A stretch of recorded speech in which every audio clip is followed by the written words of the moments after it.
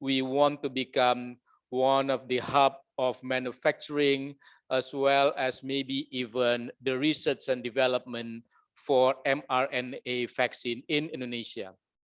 And I think beyond vaccine pro development, and as later on Pak Honesty will be able to present to you, we are also thinking to be able to develop biopharma not only as a vaccine company, but how it will actually be able to transform to become biosciences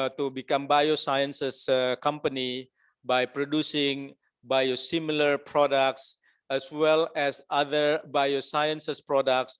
But as we have actually alluded to you, partnership strategy is going to be a very, very important part of this strategy. We believe that because we already have a very good manufacturing capability locally in terms of vaccine developments, we have actually been working with WHO to be able to produce polio vaccine, for example. In the past, there are many parts of our capability, including human resources capability, that we can leverage on.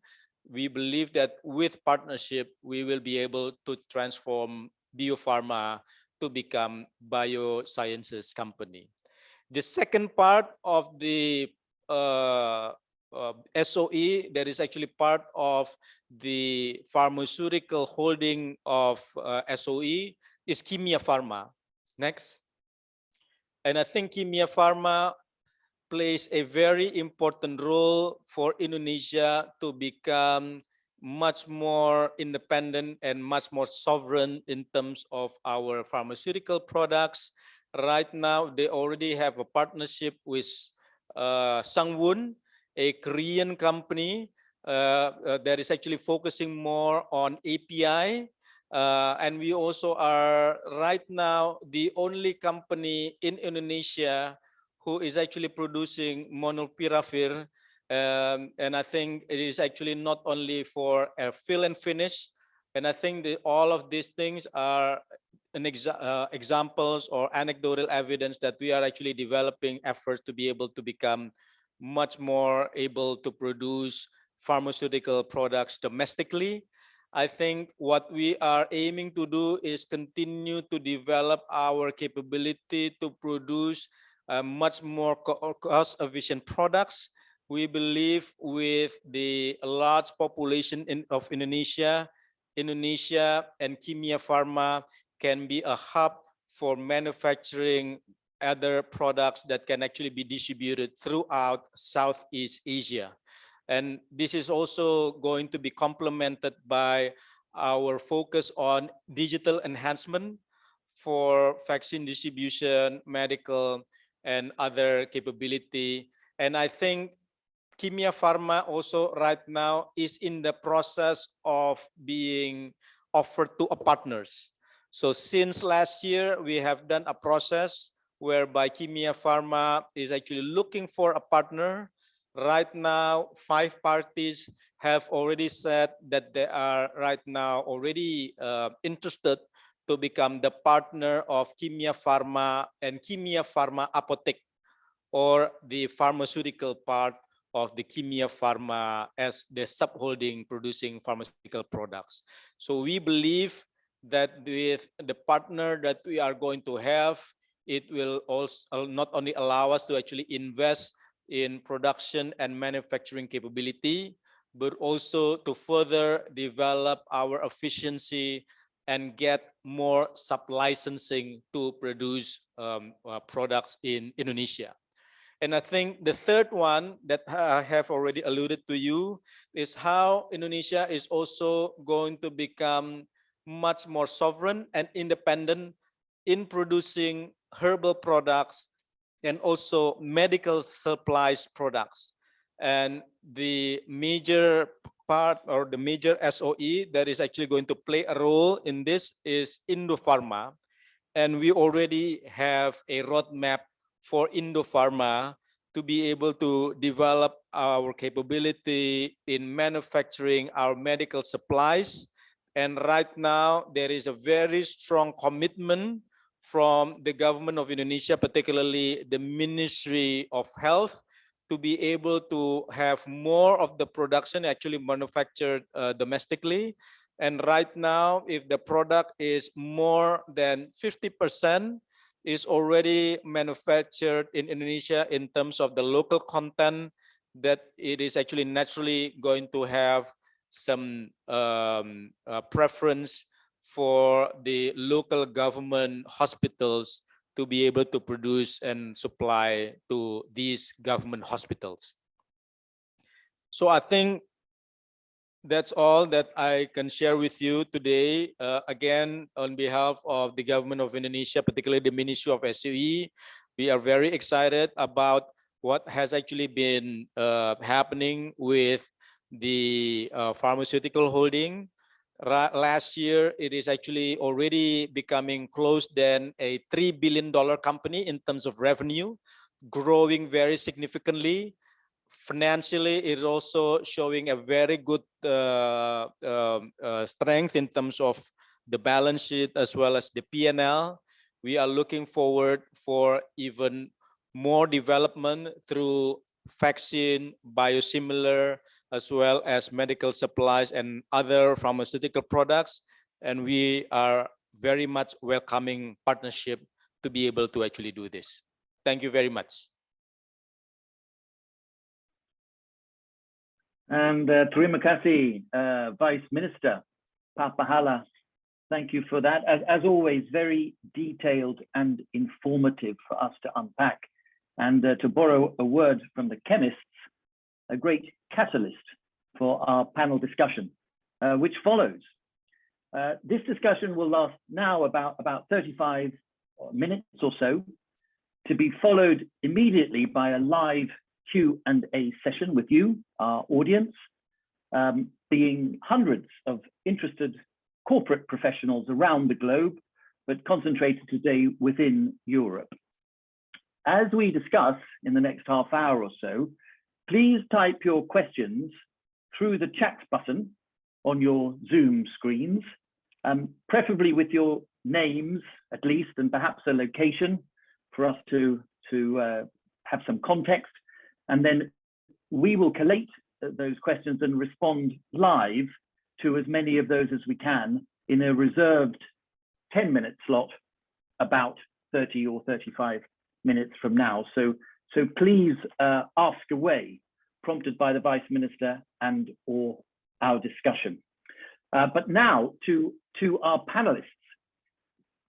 Kinshuk Kunwar is the President Director, or Chief Executive, we'd say in Europe, of Bayer Indonesia. He's been based there in Indonesia for 8 years. His company, Bayer, for 64 years now, in the businesses of pharmaceuticals, consumer healthcare, and agriculture. Welcome, Kinshuk. Dr. Honesty Basir, who Pak Pahala mentioned, is a graduate in industrial engineering from the very well-respected Institute of Technology in Bandung, West Java. Pak Honest is the President Director of BT Bio Farma. This is an Indonesian state-owned enterprise based in Bandung, no doubt recruiting all the cleverest graduates from the Institute of Technology there. And Bio Farma is the only local vaccine manufacturer in Indonesia, supporting immunization there and throughout the region. And there's much more to hear on that. Our third panelist and our second doctor is Dr. Ait Ala Mejri. He's the President Director of Roche in Indonesia. Roche is, of course, Swiss biotech company, the largest pharmaceutical company in the world. Dr. Ait trained in medicine and public health, and he's also chairman of the International Pharmaceutical Manufacturers Group, IPMG. We're very privileged to have Dr. Ait Ala Mejri on our panel today. Selamat datang, Pak. And last but not least, our fourth panelist today is George Stilianu, Managing Director of MSD in Indonesia. The M in MSD stands for Merck, but MSD is a US headquartered company, obviously operating internationally. George graduated with honors in biochemistry from here in the UK, but his professional career has centered on Australia, Asia, and now Indonesia. Welcome, George. So before you is our esteemed panel. Suffice to say that all four of these gentlemen know very well what they're talking about. And we're very lucky right now to be able to hear them all talking with each other. Maybe Kinchuk Kunwa, can we start with you and Baya? Baya has been thriving here for over 60 years, as I said, in several healthcare fields, but focusing on pharmaceuticals. What attracts you and your firm commercially to Indonesia on the plus side? And what are the corporate challenges for you and the firm here in Indonesia? Over to you, Kinchuk. Thank you, Tony. I just wanted to check if you can hear me well. Very well, loud and clear and looking good. Thank you. So thank you for the kind introduction and my regards to all the esteemed panelists here. It is true that we've had a very long and fruitful engagement with Indonesia. Bayer Indonesia was established in the year 1957, and we have been in the middle of action ever since. And as we say, Indonesia is wonderful, and we're very committed to this country. So let's start with the big picture, all right? So Indonesia is a key country in Asia Pacific. It's a big economy, it's a big population, so those are demographic advantage. And at $1 trillion, this is definitely the largest economy in ASEAN. And the size and the scale of this country make it ideal for production and consumption.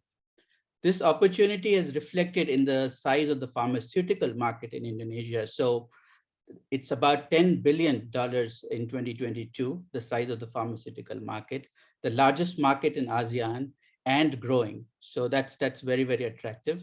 And this sits within a very larger healthcare market, which is estimated at close to $50 billion US.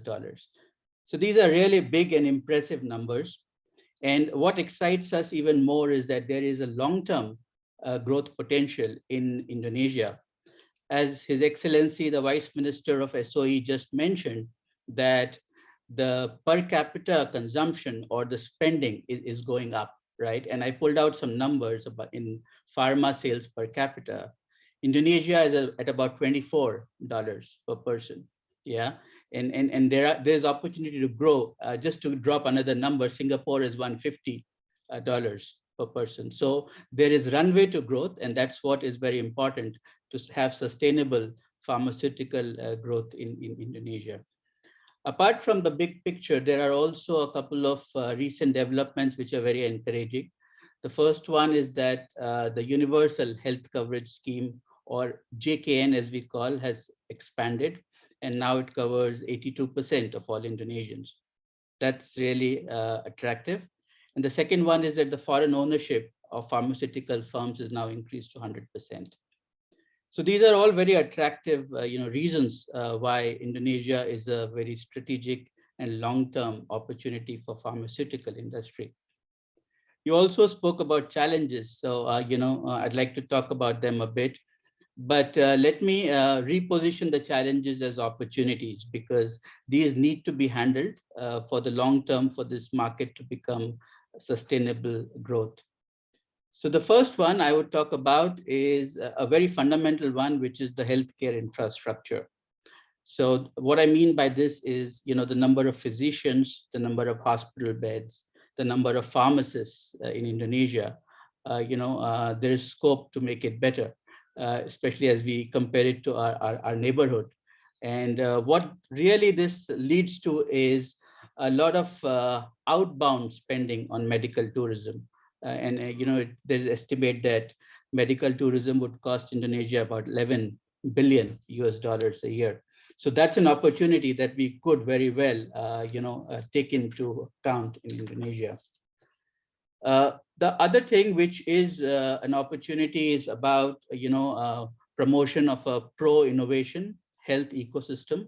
And we can more about this in detail because this is a very interesting topic. But just to give some context, one of the key indicators of how well the health ecosystem is progressing is the number of clinical trials that are done in a country. And in Indonesia, for the last 5 or 6 years, this number has actually gone down as per a white paper that was recently published. So that's something that we could improve. And we could also look at industry-focused education and training to overcome some of the skill shortage, which is really necessary for the pro-innovation health ecosystem, what we call in Europe as the vocational training, the dual track, something like that. And finally, the global technologies like digital healthcare, biotech, and medtech are all here. We could enable them to actually to perform better. We could have convergence in regulatory requirements, technical standards, and so on and so forth. So it's really a macro picture, but kind of a framework on how we could make this market even more attractive. And these are some of the challenges that could be solved and converted into opportunities.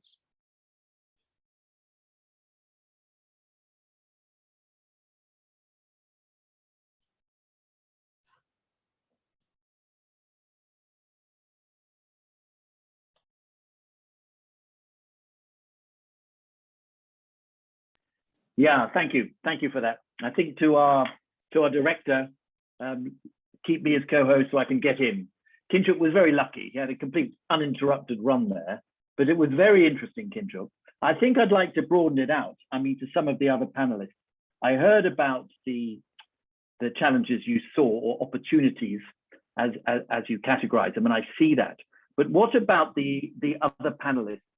Where do you feel Indonesia is scoring with you and your firms, and where are there still some goals to get? I don't know, maybe Ait Allah, you perhaps know Indonesia best. How do you feel that scoreboard is on the plus and minus side, and where will the other goals come from?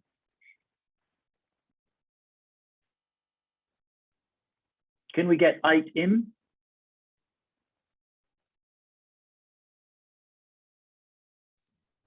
Can you hear me? Now we can, sir. Thank you. Terima kasih, Pak. Thanks, Tony. It's an absolute pleasure to be here. And I welcome all our distinguished guests, excellencies, ladies and gentlemen. So talking about, how could Indonesia become a vaccine manufacturing hub? I'm going to first start by congratulating Pak Honesty, Bio Farma, and Indonesia on becoming a spoke for the production of the mRNA-based COVID-19 vaccine. This is a fantastic step forward, and I think we can talk about it later. And before I answer your question, Tony, I'd like to, stress the fact that the Indonesian government has taken several initiatives to address the requirements of the pharma and biotech industry and making sure ease of doing business. Now, the question is Indonesia pharma market an attractive proposition for pharmaceutical international investors? And here I refer to what Ibu Retno asked us. She said, I want you to be bold and creative. So I thought, let me take an objective view and answer this question of whether Indonesia is an attractive proposition on two levels. First of all, the size of the market. And as my colleague just mentioned, it is the largest market in Southeast Asia. However, in its size, it has become essentially generic, 85% almost of share. And as we speak, only 3 multinational players figure among the top 10 pharma companies in Indonesia. The top 10 players, we've got only 3 multinationals, and they are at the bottom of the table.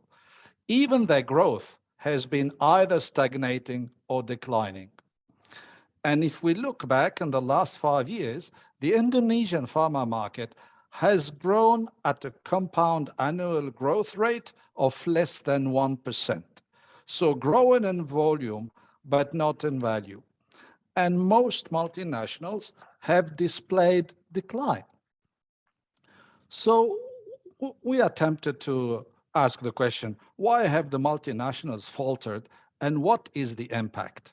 And as I said, the Indonesian market may be the largest and our country the most populated, but when it comes to access to cutting edge technology or medical breakthroughs, Indonesia is smaller than neighboring markets like Singapore or Malaysia.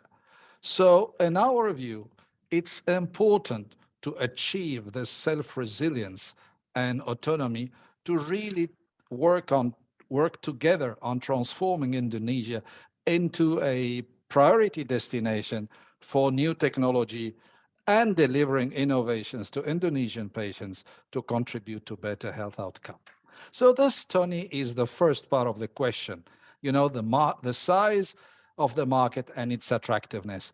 I think the second part is really how can we together improve the competitiveness of Indonesia as a regional and why not a global manufacturing hub.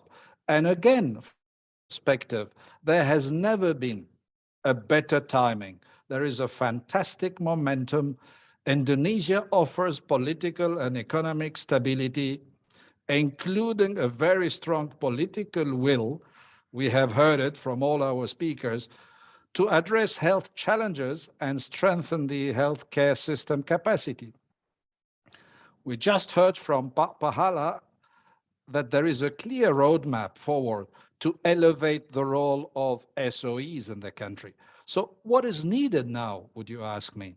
And I think the answer from investors' perspective is better predictability in the industrial policy making, provide more visibilities to investor, and a commitment to research and innovation. We just heard the number of clinical trials and research going down. And then a good talent base, a trusted regulatory and IP environment. We have seen the importance of IP during the pandemic. And of course, a market that is viable in size, but equally accessible to domestic and foreign companies. And these 5 things I have just listed are the very reasons, Tony, that attracted in recent years more than 10 pharmaceutical companies and 25 medical technology companies to Singapore. So currently there are more than 65 different companies actively conducting biomedical research and development in Singapore. In conclusion, I would like to say that we are really asking for an objective evaluation of the existing policies and regulatory environment for foreign direct investment. In particular, there needs to be a look at some existing forced localizations policies. And we, as an industry association, are determined to work together because we have the same priorities, work together with the Indonesian government to identify those barriers and challenges that represent an impediment today to technology transfer. And then to propose together recommendations to the government that could accelerate the attraction and maximization of the benefits from an increased flows of investment. Thank you, Tony.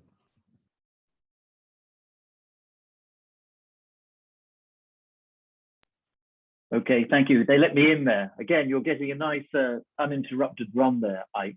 But thank you very much, Doctor, for that. Look, to enable this panel discussion, I hope we'll have co-host status and control of our mics. And I do encourage the panel to try and chip in now. Maybe before we revert to some earlier questions, let's try and get everybody in a little bit into the discussion. Maybe COVID is a good way to start that. The whole world's facing that challenge.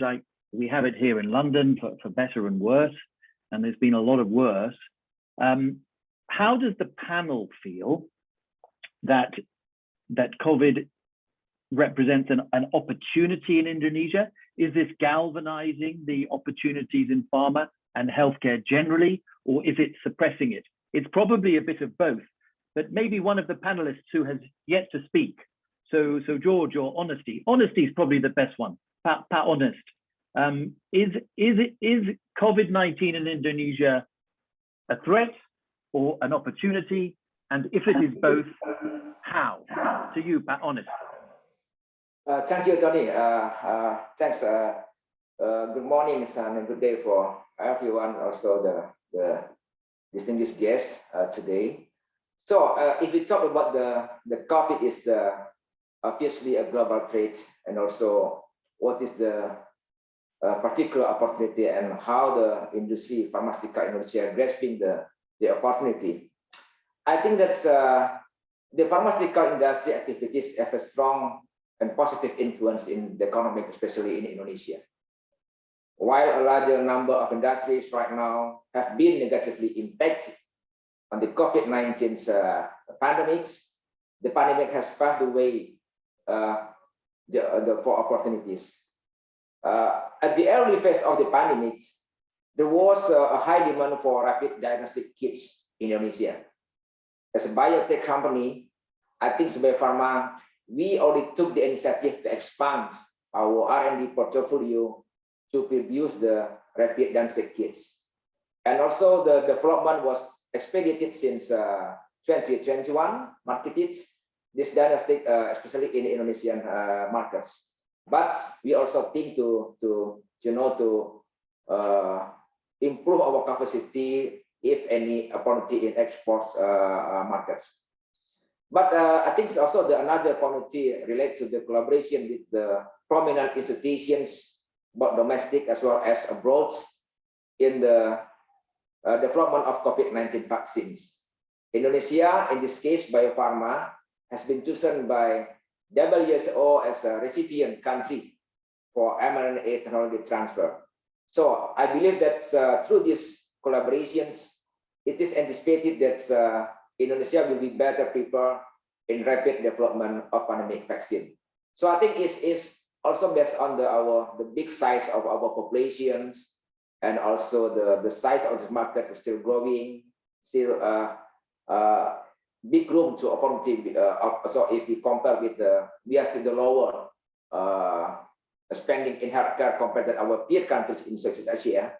So I think this is also opportunity for Indonesia to if we can, invite the technology partner to join with Bio Farma, because we also based on the Pahala presentations, we have the visions to support Indonesia for the let's say to get the what we call the Indonesian health security.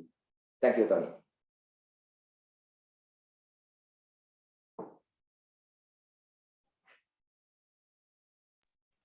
There we are. Thank you, Pat. Thank you for that. And perhaps before we ask you your main question, George, could you react to Pat Honest there, Dr. Honest, about COVID? I mean, I know your company has done a lot of development and innovative work. So can COVID be an opportunity? And if so, what's MSD doing to realize it? Yeah, thanks, Tony. And I guess the first thing is to also say thanks to the esteemed panel and for everyone for joining this forum. It's a shame we cut it a little bit short, but we can keep the conversations going. So I think that's the important thing. So I think you're right, Tony. I mean, MSD, or Merck, as it's known in the US and Canada, recently brought molnupiravir to the market. That's a COVID treatment, and it's something that it's really been a great example of the collaboration you can get from a pharmaceutical company working with various people to really partner to bring something like that to market, as well as the vaccines, etc. And in Indonesia specifically, I mean, one of the opportunities that's been really taken with a great way has been our partner, the Medicines Patent Pool, that has given license or a sub-license to Kimia Pharma. So from Pak Honesti's perspective, I think that's actually been a great win for Kimia Pharma in Indonesia to be able to be the manufacturer of molnupiravir.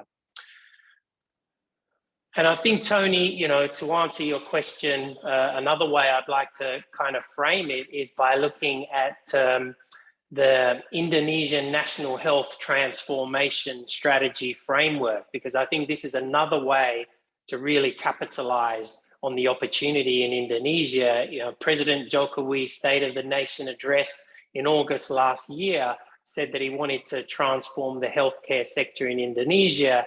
And as we've heard from Pak Ait, Pak Honesti as well, Pak Patalba, you know, these are now the times where we can really take some of these great opportunities to accelerate, if you like, the healthcare reform strategies that we now have in Indonesia. And I believe that research-based pharma companies like us are going to really do a lot to support healthcare reform in Indonesia. Research and development, for example, is one way where we can really contribute to this. And so if I emphasize that pharmaceutical innovation is one of the driving forces behind this tremendous progress in life expectancy, better health, we've seen it now through COVID, how the pharma industry has rallied together at unprecedented speed to bring vaccines and treatments into the marketplace. I think that just shows the commitment and what the pharma industry can do in such situations. And so if I look at MSD, we're very committed to discover, to develop innovative medicines, vaccines, and really meaningfully advance patient care. Our passion is really through inventing for life. And this is really what keeps us at the forefront of what we do and certainly what the pharma industry does. So what that means in Indonesia, you know, I think that we can really get R&D to thrive in Indonesia, and for us to, as a research-based pharma company in this space, we can collaborate with the government in order to contribute to patients here, for us to work towards this strong framework that encourages this pharmaceutical innovation. So the 4 key areas: IP rights, regulatory excellence, strengthening of the entire healthcare ecosystem, and looking at healthcare investment rather than cost, I think is really one of the ways that we can really have a big impact in Indonesia.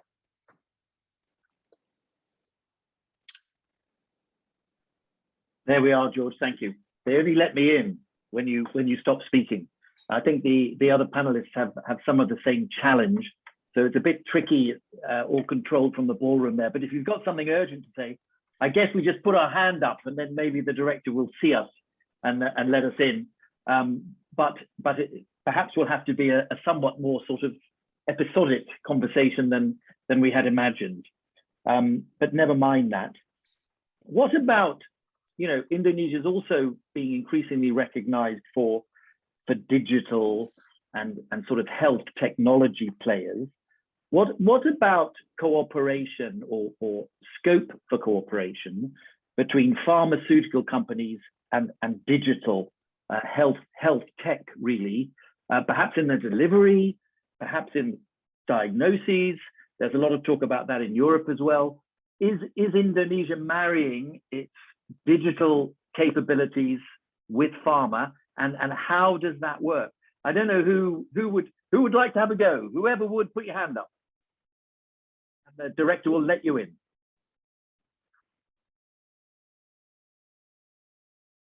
Anyone? No takers. No takers there.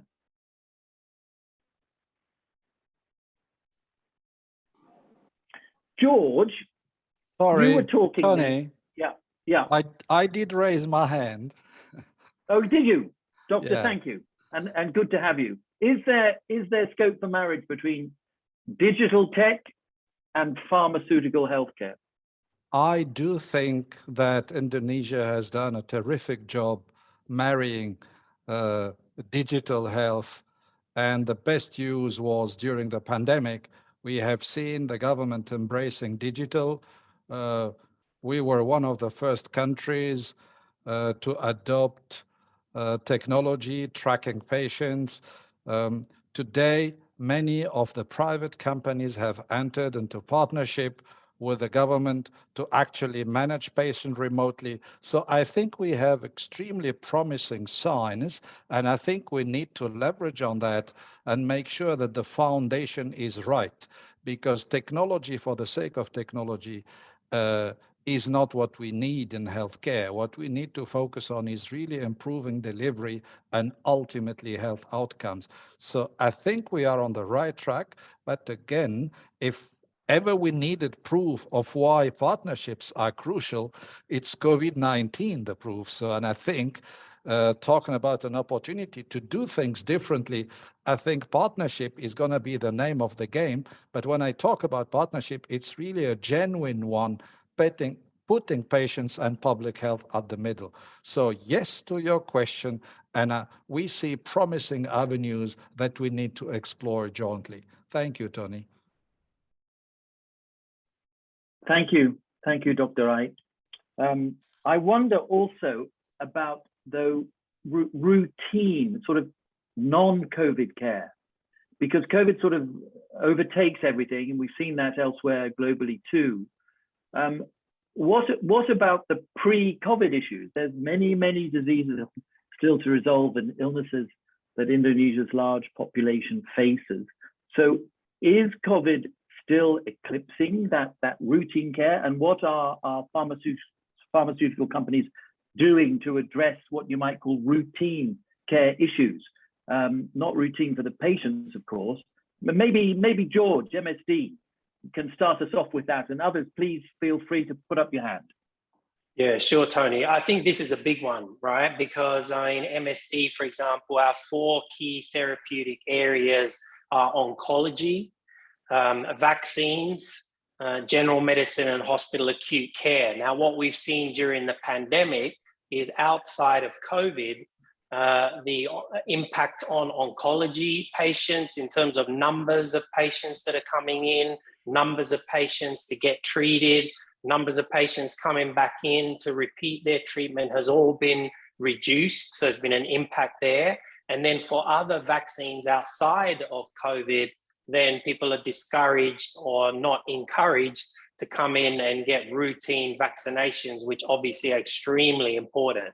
So I think what the pandemic has taught us is, if we focus on vaccines, is how important immunization outside of COVID is, because we've seen low immunization rates potentially lead to outbreaks of diseases that we haven't seen for, hundreds of years. And I think that, despite the pandemic, now we know that routine immunization is really important. And so we must sustain programs, we must have plans in place that do not get impacted, adversely by these instances. I think the Indonesian government as well is really aware on how important these routine immunizations are. And I know that, Minister Budi has mentioned that one of the major reforms for the healthcare transformation is on primary care. So one of the interventions is the expansion, of the immunization program, the 3 new antigens, HPV, rotavirus, PCV. So I think that, we're very excited on this regulation. And I think that what we need to do is to ensure that we can continue these routine immunizations to improve HPV, for example, with elementary school girls, for a national immunization program by 2024. And also MSD Indonesia, together with all the stakeholders, are fully supporting the Indonesian government initiative to protect 2 million Indonesian girls from cervical cancer annually. I mean, this is just a huge, huge unmet need and a huge burden. And so I think that, we really need to think carefully how to work around things like COVID for these other comorbid situations. Yeah, exactly. I wonder also about, I see, Ike's hand is raised, Ike. Thank you.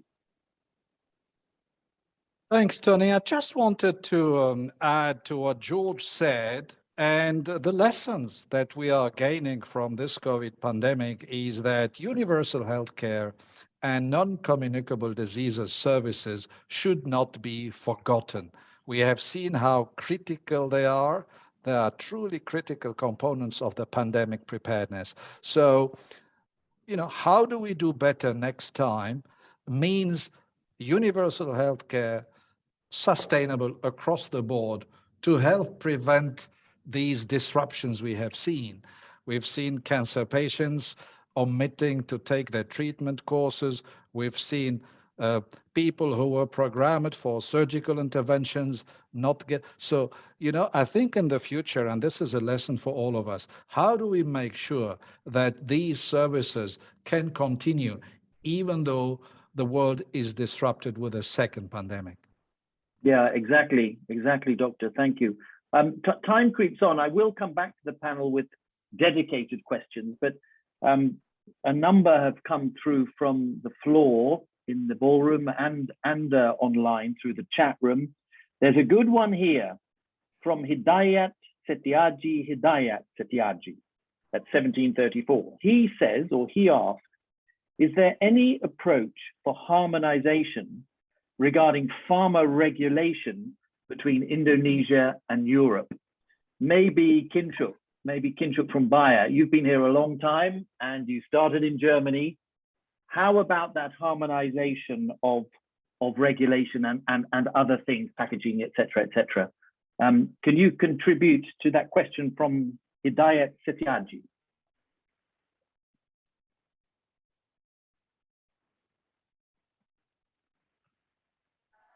Thank you. Thank you for the question, Tony. Really an important one. And I would say that there's been tremendous progress in this field. Of course, there is always scope to do even better. So, this is a journey, and there is intent from both sides to kind of find the best solution. We can definitely learn from each other. And we can also benchmark some of our neighbors who've kind of maybe a couple of steps ahead of where Indonesia is, like in Singapore, where it's not just the regulations, but they're actually created an ecosystem for the R&D and the overall pharmaceutical industry to thrive. So I would say that progress is good, but we need to kind of keep working on it together. And I do see the intent from the government and from the industry. It's just a question of how fast we want to go there. Tony.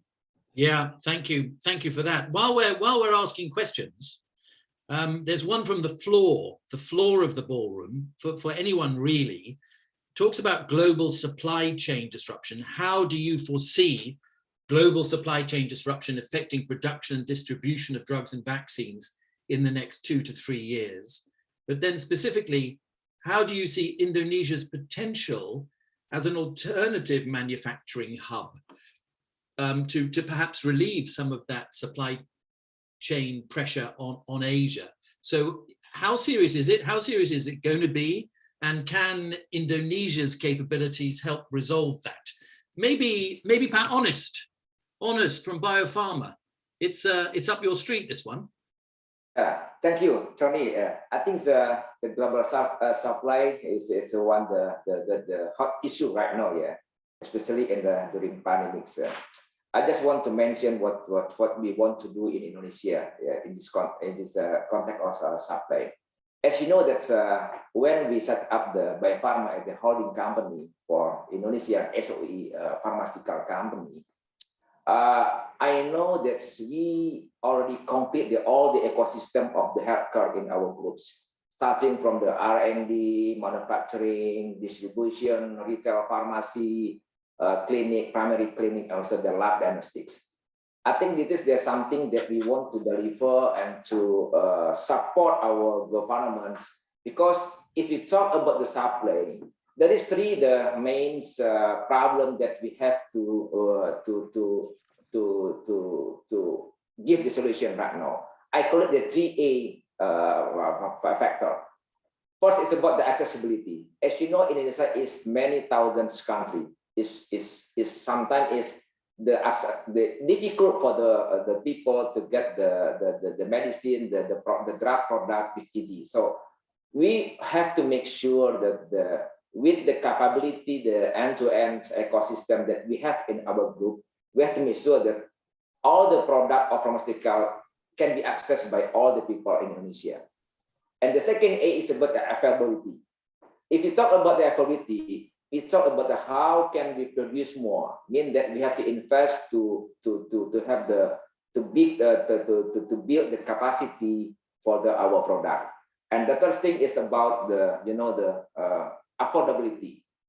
I agree with what Dr. was saying about the universal healthcare services. As Indonesia, the big population, we should make sure that everyone should get the health services. So with the Bio Farma at the holding company, we want to integrate all the value chain starting from R&D until the end user customer to the supply concept. I mean that when we integrate these things, I can say that Bio Farma and all the group as the supply side. And also soon the hospital, our group in SOE hospital, soon will join with us. So hospital, retail pharmacy, primary clinics is the demand side. If we can integrate the supply and the demand side, I think we can give more value for Indonesian healthcare obligation, especially from government. So I think I'm very confident that by Pharma and the groups, we can give more support for our government into the deliver to supply all the product, also the services to find the 3A, availability, accessibility, then also the affordability. Thank you. Honest, thank you. Thank you for that very, very complete response. Look, time pushes on and we were a little curtailed by some tech issues at the beginning. We're sort of past the scheduled time, but I would like to ask our panel just collectively, perhaps a sort of quick fire question, just something for all of you in a word or two, though, to sort of round off this discussion. In a word or two or so, can you just highlight one attractive characteristic or aspect of the pharmaceutical in Indonesia? You know, market size, somebody mentioned already, there's a modern, young, educated labor force. You know, that's what strikes me. But what strikes you, much more knowledgeable, in a word or two, a positive characteristic about Indonesian pharma? You're sort of on the screen now, Pak Honest, so we'll start with you and we'll work down our screen. A couple of words. Thank you. Yeah, I think the size with Indonesian, with the approximately 275 million people, I think it is a very attractive market. And if we talk about the vaccine itself, every year the 5 million baby infants was born in Indonesia. Based on our data, in previous 5 years, the vaccination program in Indonesia, we provide and distribute more than 150 million doses in average for 5 years. So I think the big size of Indonesia, I think also the big opportunity if we can collaborate and support Indonesia. But I say that we don't want Indonesia just only for the market, but we only want to Indonesia get we can acquire support technology and we can develop and also produce Indonesia, and sometimes maybe in the future we can support also the global supply. Thank you. The privilege of first responder, Pat, is that you were allowed a bit more than 2 words, but a complete reply, and thank you for it. George, I can see you there on my screen. I don't know, whoever wants to take it, but same question to you, but in a response in rather fewer words, please. Okay, I'm going to respond in 3 words, but I'm going to steal it actually from the MSD company logo, if you like. It's very, very relevant for Indonesia as well as that. We have to invent for life, and we have the potential here to do that. Thank you, George. Very clear. We got it. Invent for life. Maybe we'll come to Aidala last, say, maybe to you, Kinshuk. Yes, Tony. So I'm allowed 2 words. I'll take 3. I think the digital ecosystem that Indonesia has, leveraged that for health. And I'm hoping that we can see the first unicorn on digital health come out of Indonesia and this part of the world. Let's hope so. Let's hope so. Same question for quick fire answer finally to you, Dr. Ait.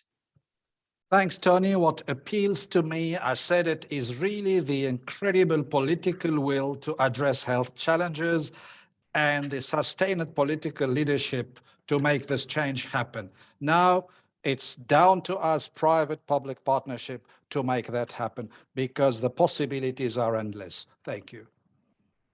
Well, thank you, Ait. Thank you to you. Thank you to all our panelists.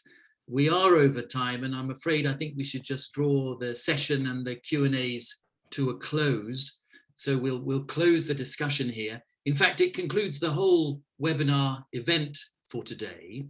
But the Indonesia-Europe Business Forum 2022 will be back tomorrow for its second day, live from the same time, 15:30 in Jakarta. That's 9:30 in Central Europe, 8:30 if you're in London, as I am. And there'll be another high-powered panel discussion tomorrow on global trade and supply chain resilience. It's not too late to register for that if you haven't already. That leaves me now just warmly to thank my panelists again today. Kinshuk Kunwa, Bayer Indonesia, Dr. Onesti Basir, PT Biopharma, Dr. Ait Alamejri, Roche Indonesia, and George Stilianu of MSD. Thank you to Kemlu, the Ministry of Foreign Affairs in Indonesia, for organizing us, and to the Deputy Minister for his words earlier.